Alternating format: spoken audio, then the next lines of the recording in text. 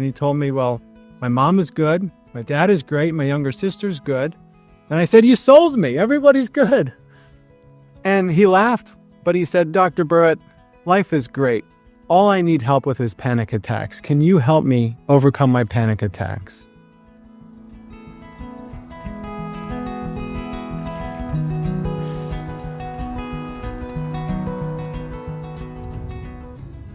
Welcome to the A Different Kind of Psychiatry podcast, brought to you by the ACO. I'm Dr. Chris Burritt. Each month, we feature a narrated article, case presentation, or interview or discussion with one or more of our doctors who practice a different kind of psychiatry. We're interested in your questions and comments, and I would love to hear your feedback. Send an email to aco@orgonomy.org. The best way to help the American College of Orgonomy spread its knowledge is by letting others know about us. If you enjoy the podcast, we'd appreciate you leaving a rating and review. If you're interested in attending one of our webinar presentations, you can meet the doctors and join in on the discussion afterwards. If you're interested in training with the ACO, you can learn more about the medical orgone therapy or social orgonomy training programs. You can connect with us and learn more at orgonomy.org. This episode features the audio from the webinar, The Salesman Who Needed to Cry, presented by me and hosted by Dr. Salvatore Iacobello. I was excited to share Steve's story because it was moving to see him do so well and face his feelings in therapy, but also because it's a perfect illustration of how we understand anxiety and panic.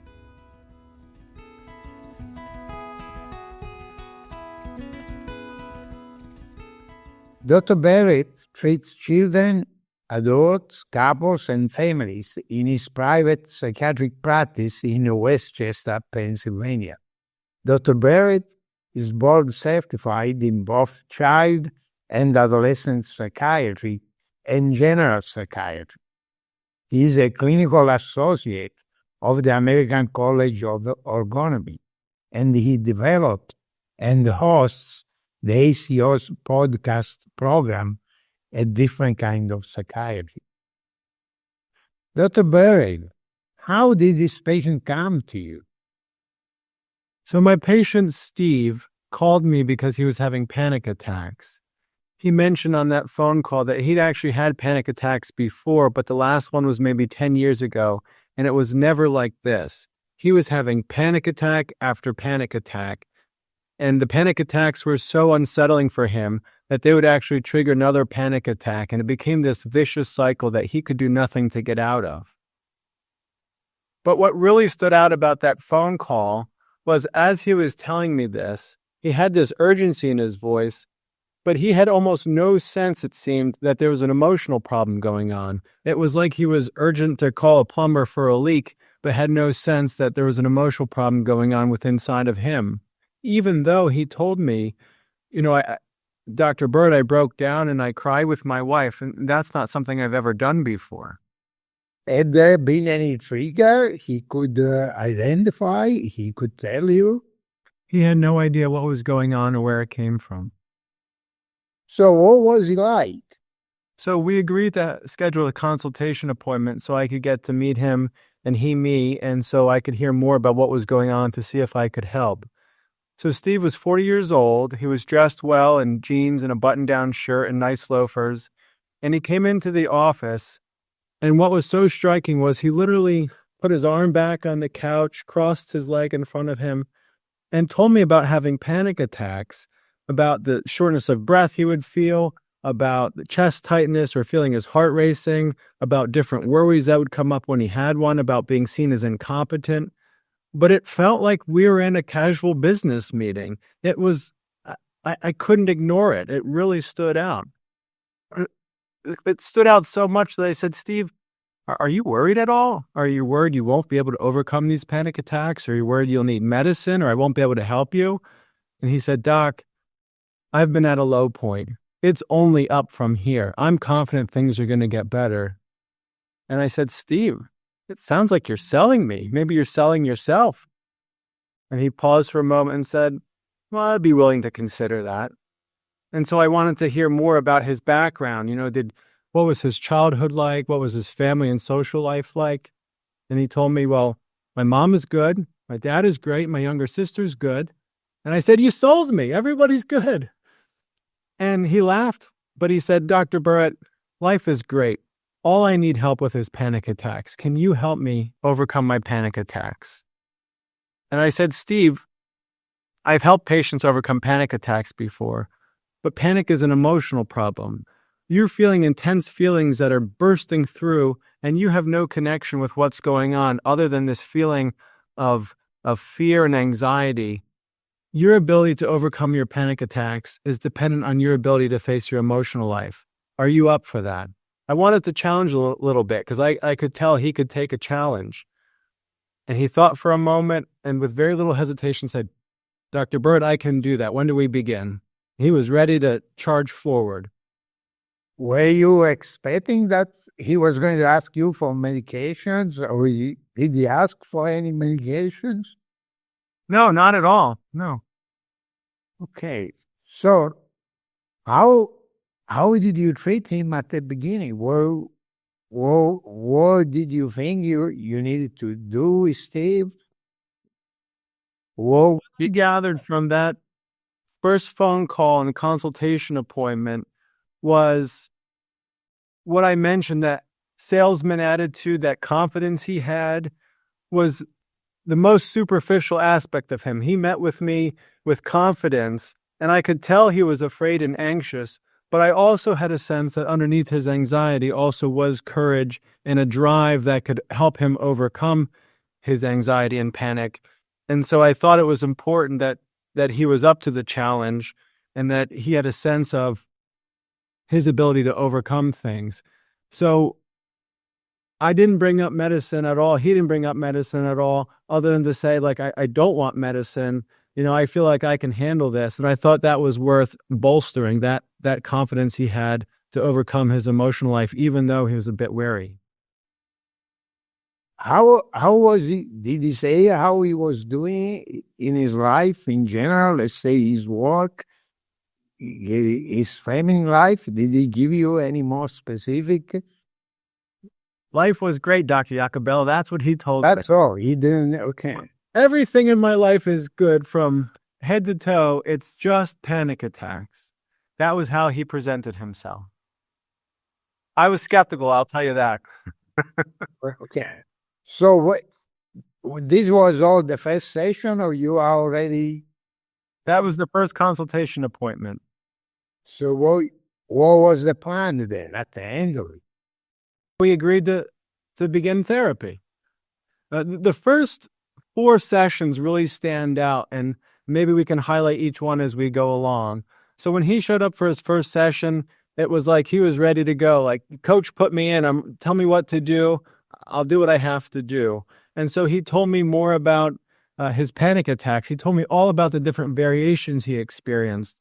Sometimes he felt more in touch with feeling short of breath. Other times he felt more in touch with his heart racing or the worries that came to his mind. Again, though, he looked so calm, and I said, Steve, how do you feel right now just talking about what's going on? He said, I feel fine. And so I wanted to ask him more about what he said on the phone about crying with his wife. And he said, I've never done that before, but I broke down crying with my wife. And I said, what was it like for you? And he said it helped him feel a little bit better. It's something he never imagined himself doing, but it did seem to help. And then I said, Steve, do you allow yourself to cry? Does that ever come up in other circumstances? And he paused for a little bit, and he told me actually just a few days ago, between the consultation appointment and his first therapy session, he said he did feel a need to cry for a moment, but he stopped it. He wasn't sure how, but somehow he disconnected with that feeling. And what he told me was that he was reading a story about someone overcoming panic attacks, and he connected with this, a sense of tears of joy.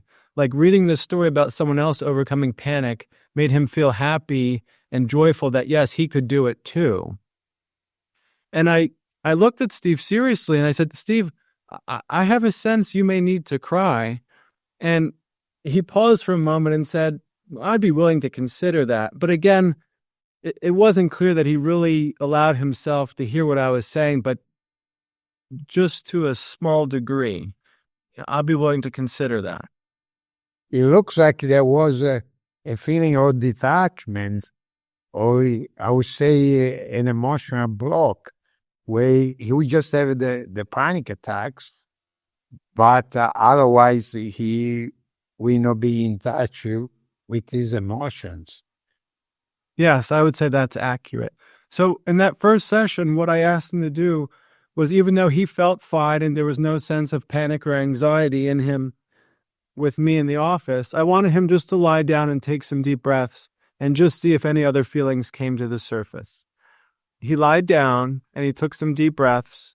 And at first he did these big, deep breaths, like he was going to really charge forward and do the best deep breaths he could do. And then he allowed himself to relax a little bit and just took some deep breaths. And he started to look very sad. And he stopped himself and he said, "Dr. Burritt, I feel too vulnerable right now. I just allowed myself to cry with my wife. This is too much." And I just said, okay, and I didn't push it. But then he sat up and he had this big smile on his face and look of excitement. And he said, "Dr. Burritt, what was that? What just happened?" It was an opportunity just to help him see that just allowing himself to breathe could allow himself to connect with his feelings, and that often we hold our breath to disconnect from our feeling. And his excitement with that realization of his breathing being connected with his connection or disconnection with his feeling was a very good sign to me. And so before we stopped that first session, he wanted to know what to do. Should I do more breathing exercises? Should I read something? And I said, "Steve, why don't you just ask yourself each day, how am I feeling? Just take an inventory of what's going on emotionally with you each day and see what comes up." And he agreed to do so. And it felt like it was off to a really good start.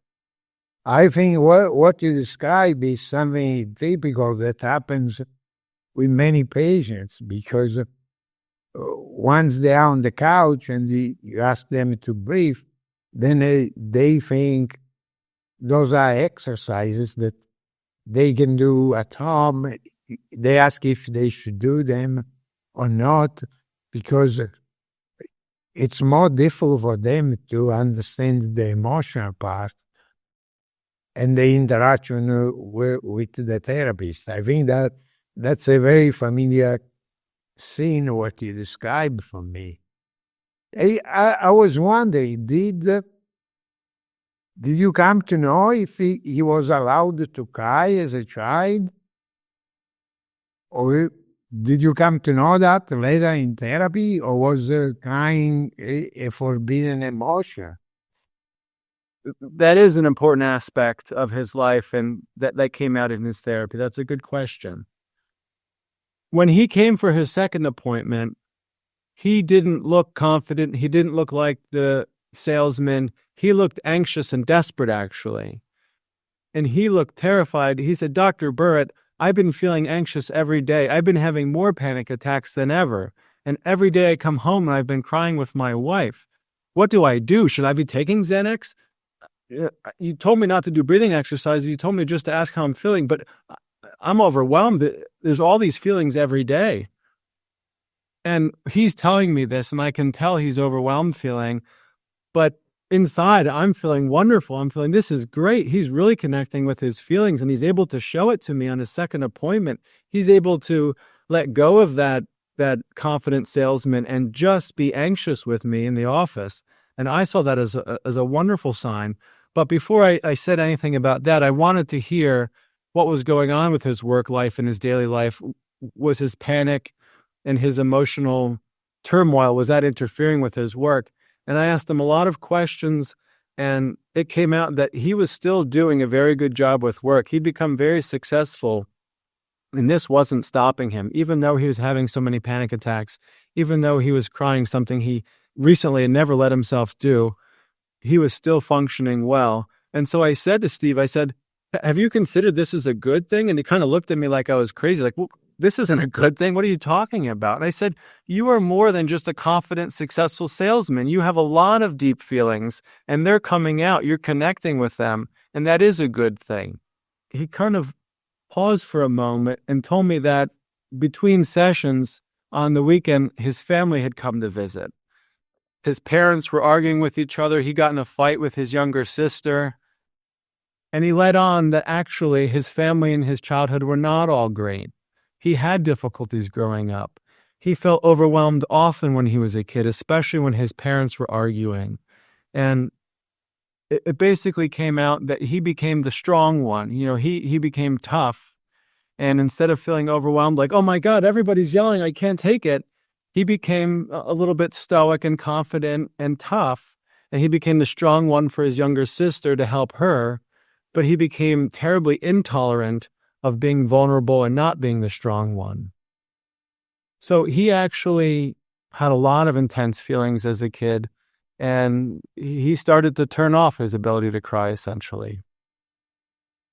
I see that's something that often happens in a patient who have panic attacks, and this also makes me wonder, the other emotion is anger.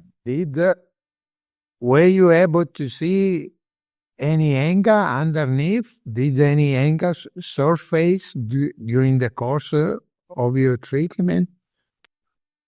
A little bit of frustration has come to the surface, but I think the well has been so deep with his crying that even now, a year later, we'll describe kind of the course of events.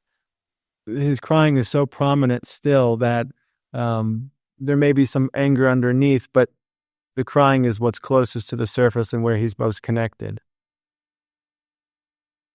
So how did he start to do better?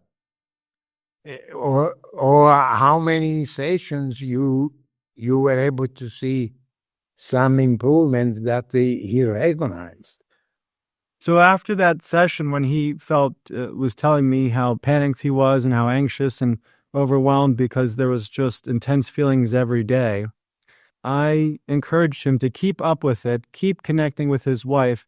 It was coming out that how much his wife helped him, and how him allowing himself to cry with her, feeling overwhelmed after a hard day's work, even when he was having panic attacks, and getting through it and still being successful, that offered him a lot of relief. So I encouraged him to still keep it up.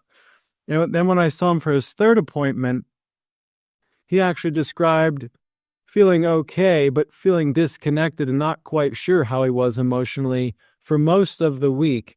And what we found out was that his in-laws now were visiting, and they were staying with them at the house. And only when they left did he allow himself to connect more fully with his wife and allow himself to cry and discharge some of his feelings, including his anxiety and sadness. And it was a good opportunity to educate him that before, and for a long time before he came in for his therapy, he was disconnected from his feelings and had no clue that he was disconnected.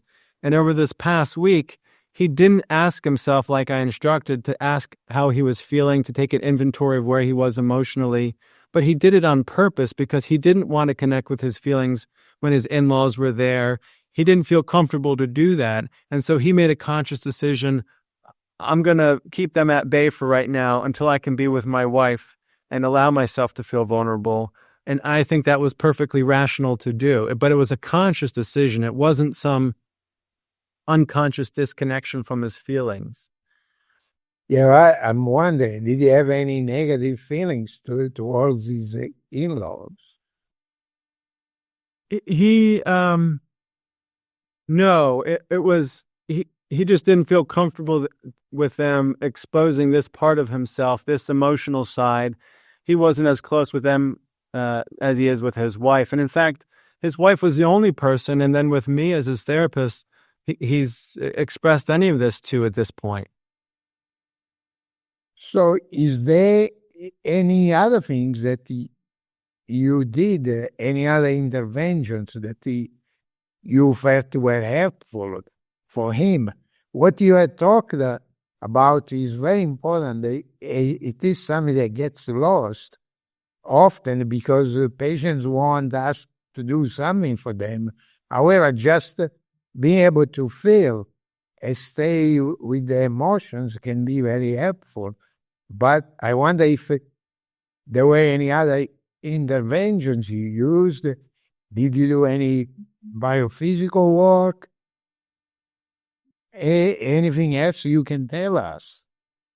For your first point, I think that's a good point because he's very much a doer. He takes action, and I had the sense that he needed to do less. He wanted to do something. He wanted to do breathing exercises to get over it and get through his feelings rather than allow them spontaneously to come up and allow himself just to feel it and express it if necessary.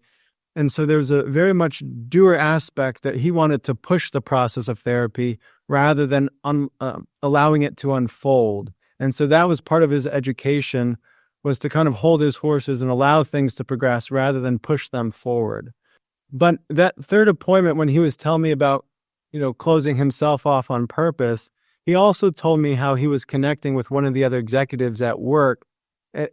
His coworker was telling him, our company has been doing very well, and we've made it farther than I think any of us imagined.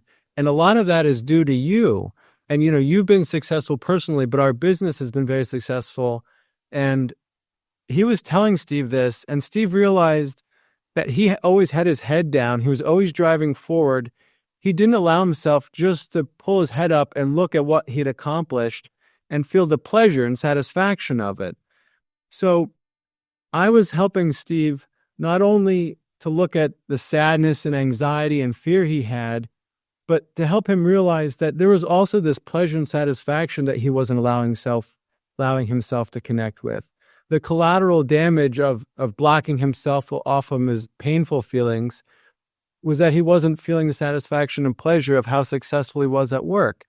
And I think that really resonated with him and was helpful for him to get of why do this hard work? What is the point of allowing yourself to feel the pain and misery of some of the feelings that have been locked away, to feel better and to feel satisfaction with life? And so when I had him lie down for that session, I instructed him again just to breathe. And quickly again, he started to look sad and he started to feel sad. And then he said, Dr. Burritt, I started to feel sad and I'm going to do my best to allow myself to cry, but it kind of went away. And so I said, let me feel the muscles in your head and neck. And I palpated his neck and his head, but his jaw was very tense. But rather than push on it, I just instructed him to allow some sound out as he exhaled, to take a deep breath, and let some sound out. And as he did so, I really had the sense that he connected with something intense because he was lying down and he shot straight up and said, it felt like a shot of adrenaline just went through me. I don't know what that was. And I had the sense that he was overwhelmed. It was an intense feeling that he couldn't quite tolerate at that moment. But rather than take a break, I just instructed him, just keep breathing, sitting up, facing me, not lying down on the couch, and just allow some sound to come out. And he did that, and he looked more sad, and then he allowed himself to cry. And the crying, after a few minutes, turned into sobbing. And so here was this confident salesman who hadn't allowed himself to cry, now sobbing on his third session. And it was really remarkable because he's a tough guy, and it took a lot of courage for him to allow himself to cry and then sob like this. I was impressed with, on one hand, how much he could get in this confident salesman character one moment and then allow it to relax and allow his feelings to come up another. I was very impressed, and I saw that as a very good sign for what was to come and his ability to overcome his panic. When he came for his following session, it was 2 weeks later, and he told me how he was feeling a lot better. He actually had 0 panic attacks. He made a conscious effort just to allow any feeling that came, just to feel it, not push it away, not hold his breath if he was aware of it, and just allow it to come and, have some confidence in my encouragement that he could do that. And he felt a lot better. And it was an opportunity to help him see that if he allowed himself to have these feelings come up, he was not going to have panic attacks. The panic attacks were intense feelings breaking through, his holding them back. One question, listening to you, I'm wondering, although you are talking about his work situation, I think it would be more helpful to the audience to know also what was exactly the work he was doing. I think we give us a better understanding of what difficulties he may have been encountering in his everyday life. Can you say anything about that? We know he was a salesman working for the corporations, but maybe a little more detail will help us. Sure. The one thing I just want to say was when he had those good 2 weeks when he didn't have panic attacks and he realized that he really had to face his feelings, he reflected on that and wondered, like, was he up for the task? Could he keep doing this? He did it successfully for 2 weeks, but could he persist and continue to do that? And after reflecting on it, he decided, yes, I can do that. I have the courage to keep doing this. But then he wondered, Dr. Burritt, am I just selling myself again? And I had absolutely no sense of the salesman or overconfidence. It really sounded like he was taking stock of what he was up against and what he was capable of, and had a sense of his courage and confidence that was part of his nature, not part of this facade or part of his character that was covering over his anxiety. And so he really connected with his deeper abilities of confidence and able to drive forward and face his feelings. Now, to your question about his work, that's the most remarkable thing about this. He didn't run into problems with work. He could continue to work even though all these feelings felt so destabilizing and overwhelming for him. And what he did, I found out, was often he could face the anxiety, but if he was unsure if he would be able to handle it, or if he felt he was going to be off in a business meeting, he would, engineer the situation. That's the kind of guy he is. He would take control of a situation where, ending a phone call, rearranging, rescheduling an appointment. He's an executive, so he could take charge. In a lot of ways, that worked out well for him. He could arrange his day, arrange his week, travel for a way that he wouldn't feel too overwhelmed. And what we discovered in this therapy was that could be rational at times, and then there's other times where he wasn't confident in his ability to deal with his feelings, and so sometimes he was shying away from it. And so as we continued to work together, we would look at it, is this something that he could face, or is this something he needed to engineer the situation to prevent him from having a panic attack because it was just too much? Often it wasn't too much, but he wasn't always confident, and he wasn't going to let anybody know about it. Dr. Iacobello, you asked about frustration. The frustration came out the most actually in his therapy with me. And the way it came out was when he started to have panic attacks again. He had this period of intense panic attacks and anxiety, a period of calm, and then a resurgence of panic attacks when he connected with some deeper feelings. He started to get upset with me, like, you're supposed to be doing more. Why aren't you helping me with this? Why aren't you telling me to read a book that can help me? And he kind of painted me in this bad light, like there was something I was supposed to be doing. And it was, it had a dependent quality, like I was letting him down. Like, why aren't you doing this for me? Why aren't you taking care of me?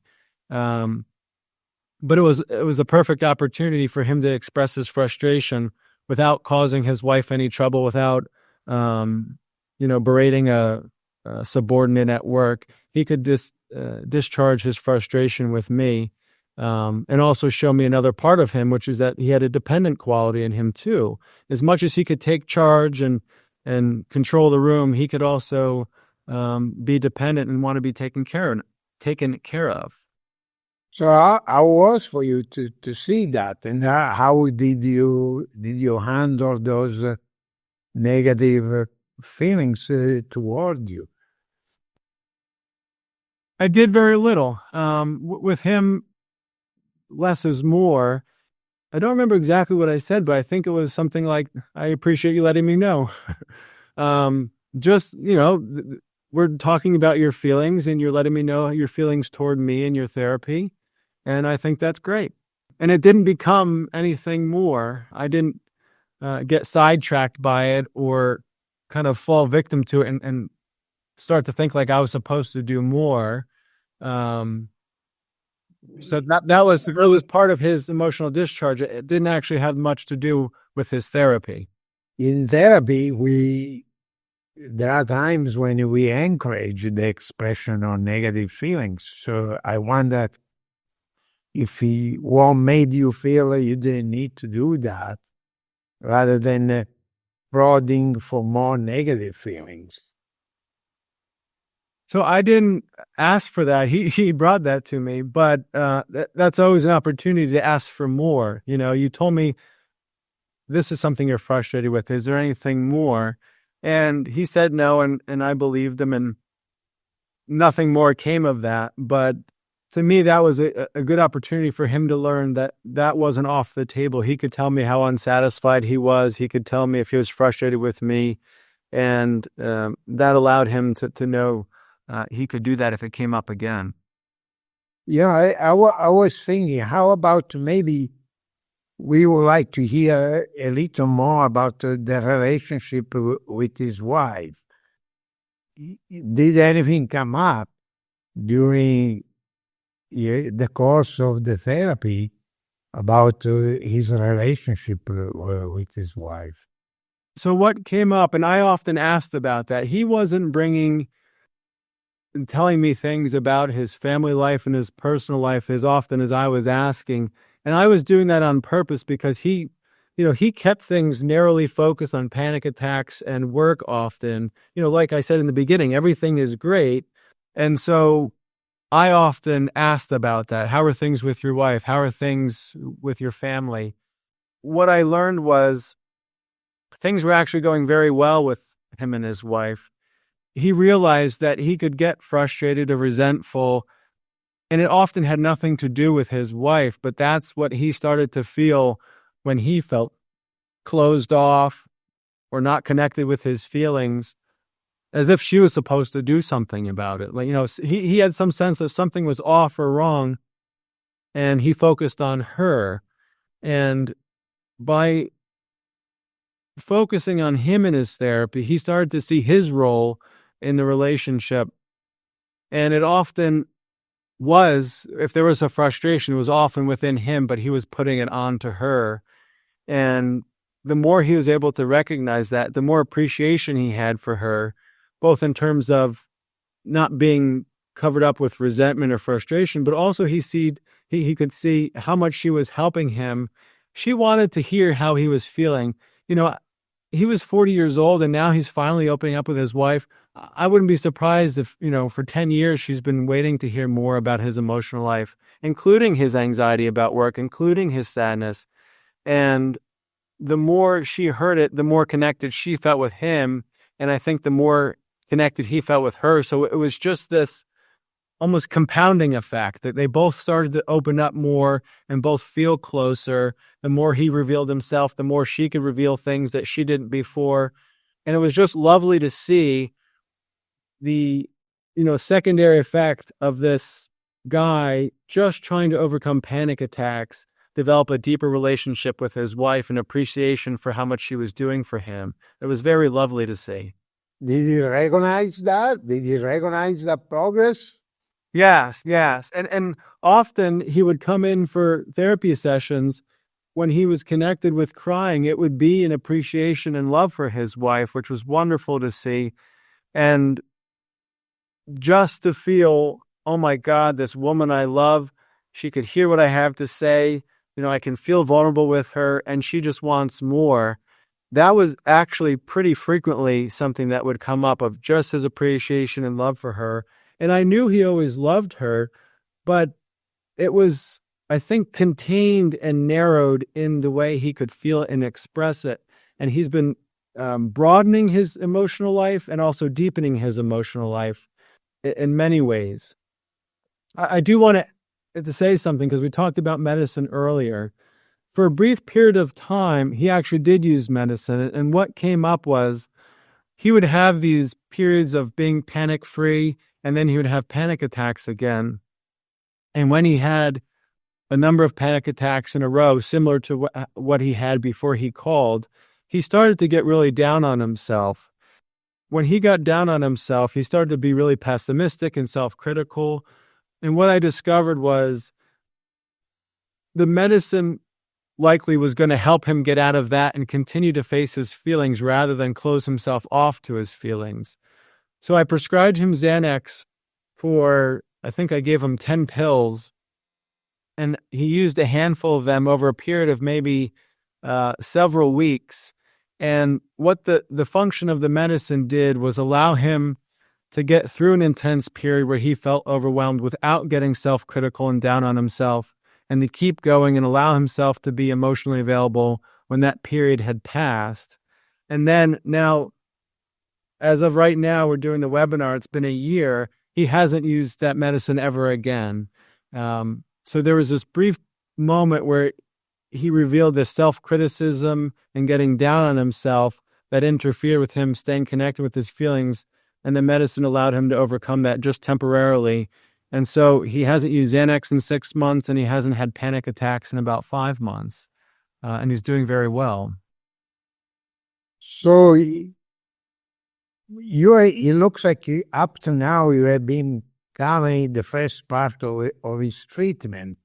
Maybe you can tell us a little bit how, once he was into the therapy, let's say the middle phase, if there was anything there noticeable that you would like to share with us. Well, more feelings, we were talking about his wife, but more feelings came up with his parents, with his younger sister. He allowed himself to feel frustrated with how things were in the past, how they still could be now, resentment he had about how things were handled.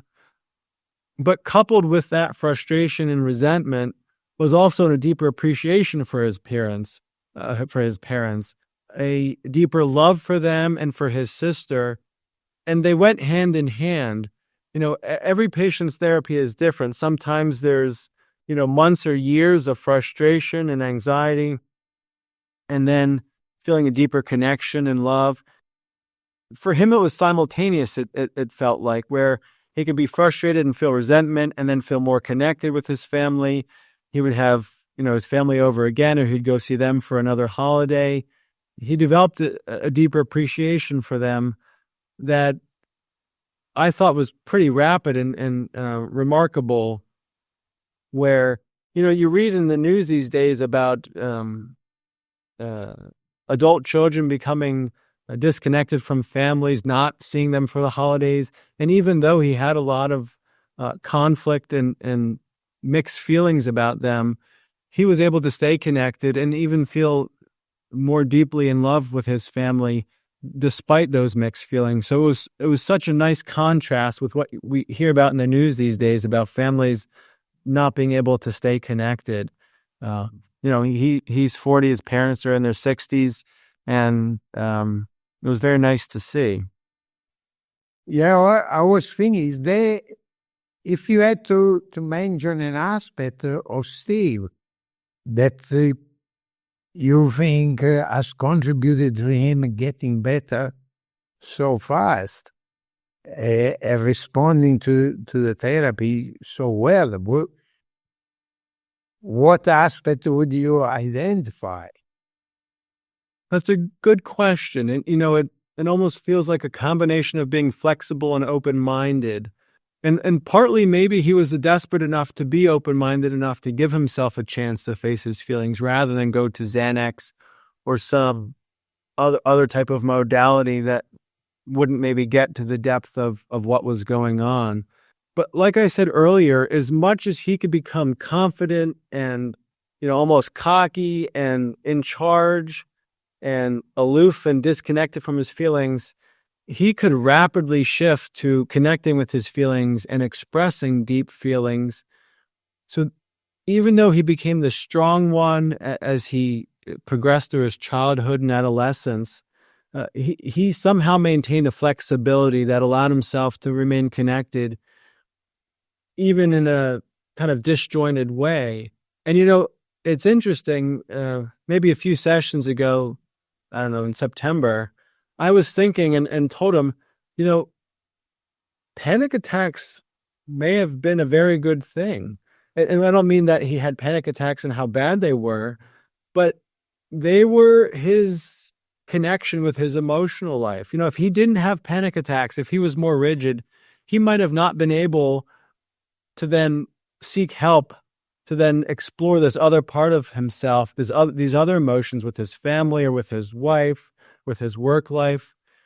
So on one hand, the panic was also a sign of his lack of rigidity. The panic was the feelings escaping through his character armor. But on the other hand, it kept him connected with his nature and his deep feelings. So there was just something about him that he could retain that. And I think that's helped him tremendously in his therapy. Do you remember what was your reaction when you say that the panic attacks may not necessarily be such a bad thing? Because I can imagine telling, from my experience, telling something like that to a patient is something that can be really mind-blowing, because it is all contrary to what they have been told, what they have read, what they've been doing.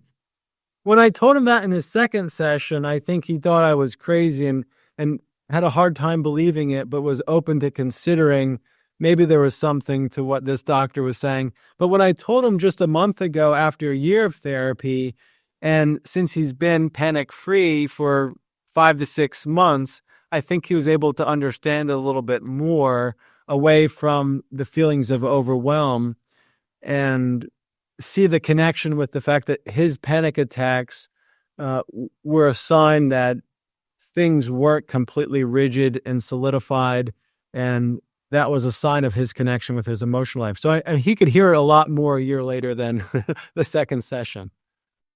Mm-hmm. I wanted to say one other thing about, I guess we could call the middle part of his therapy. There was a period of time when he actually started to feel nothing. He started to feel indifferent, bored, and it wasn't directed toward anything. It wasn't bored at work or bored at home. He just didn't really have a strong connection to much of anything.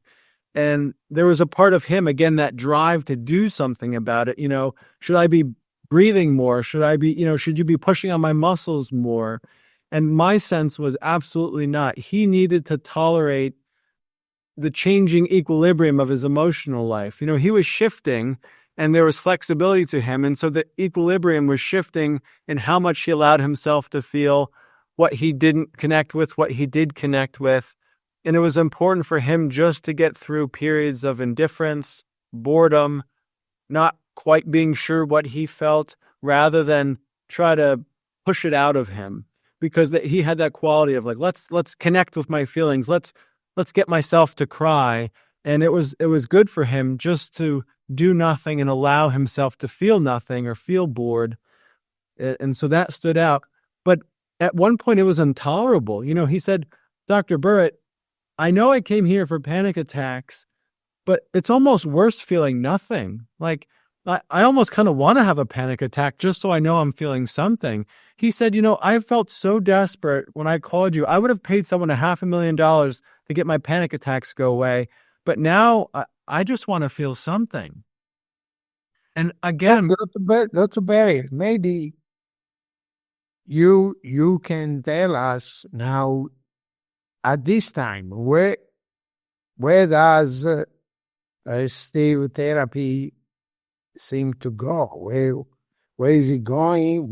How things are standing right now with him? I think the best way to describe where Steve is in his therapy is figuring out what he wants out of therapy. So Dr. Chris has this great article called Motivation for Therapy, 2 Cases, and it contrasts someone overcoming a specific symptom, whether it's depression or anxiety, versus someone wanting to feel they're living their life more fully and as deeply as they can. And that's the fork in the road of where Steve is right now. he's overcome his panic. He hasn't had panic attacks in 5 to 6 months. He still has some unease about, could they come back? But as long as he sticks with feeling his feelings, I feel confident he'll do well. But the question is, he's developing a deeper sense of there's more to him. We discovered that he likes to drink beer, and 2 beers is better than 1. He likes to watch football. If you bet on football, it's even more exciting. So he has this quality that can be unsatisfied. And the question is, what way is that affecting his emotional life? Does he want to explore that more? He used to smoke and then he gave it up and then he started vaping again. So is there more to him? And does he want to find out what else is there? That's where he is right now. He doesn't have a specific symptom that he's trying to overcome. But the question is, where does he want to go? What does he want to explore? And how deep does he want to get with his emotional life? And I have the sense that he can go very far, and he is going in that direction, but that comes up from time to time. Do I cut back on therapy appointments? Do I pause for a little bit because I'm doing well? And that's a question for him to answer. Okay, Dr. Barry, that's, I think, is very good. We really have enjoyed listening to you telling about your patient. Now, I would like to go to some questions from the audience. There is one question: is this how you always treat your patients with panic attacks? A listener wants to know that. I don't treat symptoms. Panic attacks can be different for different patients. So, for instance, when I told Steve, aren't you worried at all? Are you worried you're going to need medicine? Are you worried that you won't get overcome this? I would never say that to a lot of patients. And yet with Steve, I think if I said anything less, I wouldn't have been able to connect with him and help him see his confident salesman attitude that was helping him bind his feelings and disconnect from them. So panic attacks can be different for every patient, and so no 2 patients' therapy is the same. Then there is a listener who is wondering what kind of body work you did to relieve the harm. Maybe you want to clarify this. With Steve, I've done very little, and I think that's what he's needed. So I mentioned, for instance, palpating the muscles in his head and neck and feeling his tense jaw. And, you can feel the muscles in his jaw be very tense. And when he's breathing, you can see his mouth close so that it's only open a little bit rather than allowing it to hang open.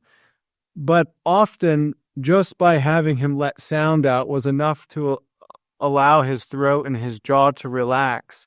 And there may come a point when he needs more pressure on his jaw, but it's been very helpful for him to connect with the feeling of tension. He had no clue that he would be tense in his jaw.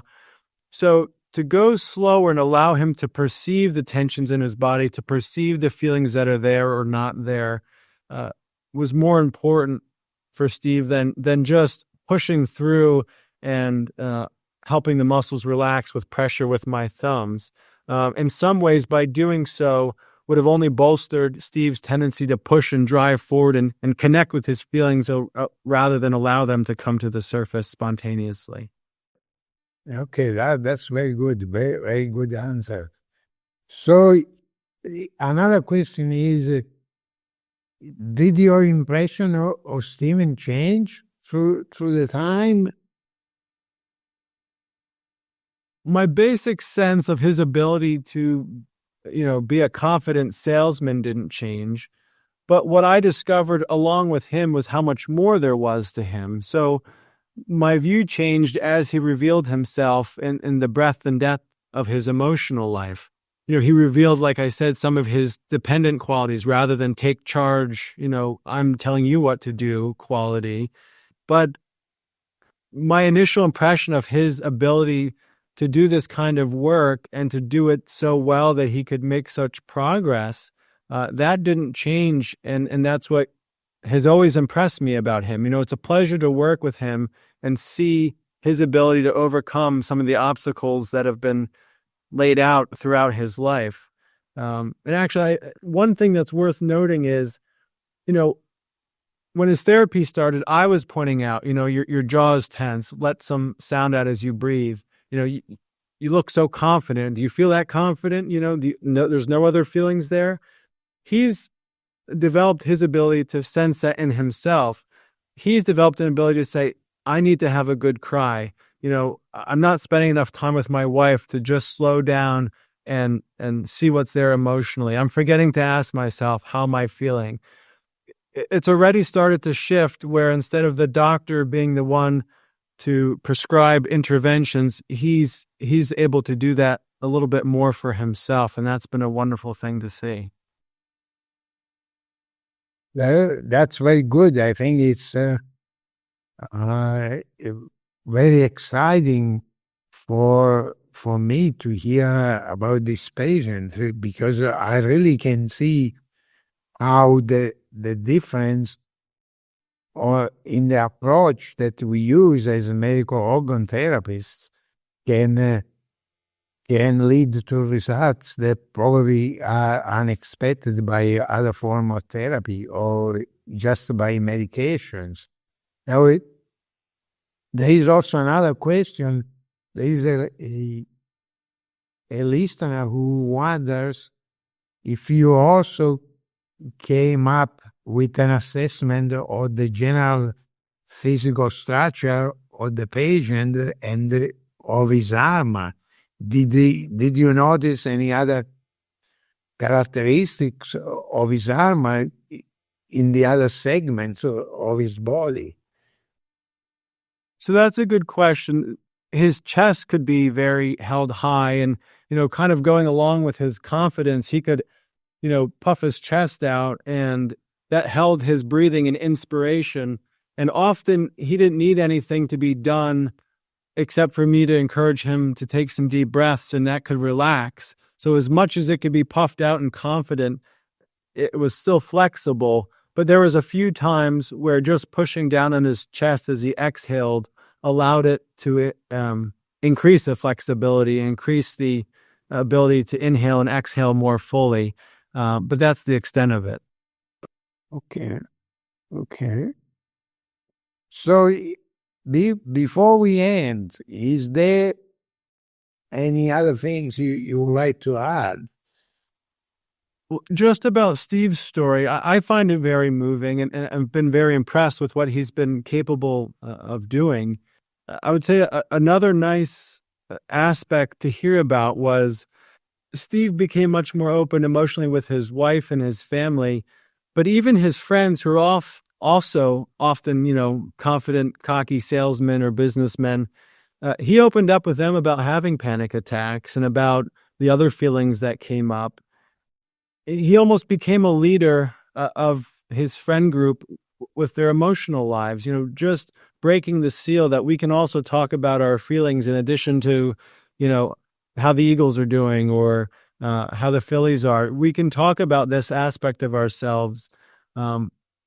It's such a nice chain reaction to hear about how one person's individual therapy can have an effect then on their social circle. And Steve did that. And again, he's an executive in a company, but he has a leader quality to him.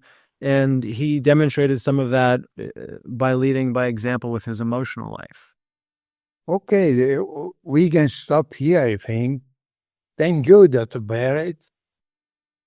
Dr. Iacobello, before we stop, I had one other thing I just wanted to say. We mentioned the way we look at anxiety, panic and anxiety. It's very important how we look at anxiety, and that's what allows us to do this work. Anxiety is the feeling we have when we don't have a satisfying outlet for an impulse, in this case, emotional impulses. And so that's what allowed me to help Steve so much and allowed Steve to see the effects of crying and getting relief from his anxiety. It wasn't that he had anxiety that needed to be disconnected from. He needed to find out what was the impulse that was breaking through and how could he find a satisfying outlet for it. And I think that affects all of us. Steve is this moving story about overcoming panic attacks, But we can all get stuck and not have satisfying outlets for our impulses and feelings. And so that's worth underscoring, this unique way of looking at anxiety. Thank you, Dr. Burritt. Thank you, Dr. Iacobello. It's been wonderful. And a special thank you to the donors of the ACO who make our work possible.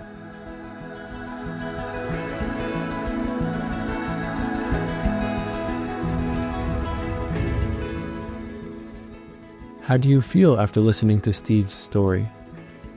What do you think? I feel fortunate to have this understanding of emotional processes and anxiety. It has helped me tremendously in my own life and allows me to work with patients in this way. The best way to help the ACO spread its knowledge is by letting others know about us. I hope you'll share this podcast with your friends and family and let them know about our work. You can connect with us at orgonomy.org. I'm Dr. Chris Burritt. Thank you for listening to the A Different Kind of Psychiatry podcast brought to you by the ACO. Since 1968, psychiatrists affiliated with the American College of Orgonomy have been helping patients discover greater satisfaction, health, and overall well-being in their lives. Whether patients suffer with mental illness, struggle with addiction, or feel unsatisfied with their work lives or relationships, medical orgone therapy, as practiced by the physicians at the ACO, offers a way forward, often without the use of medication.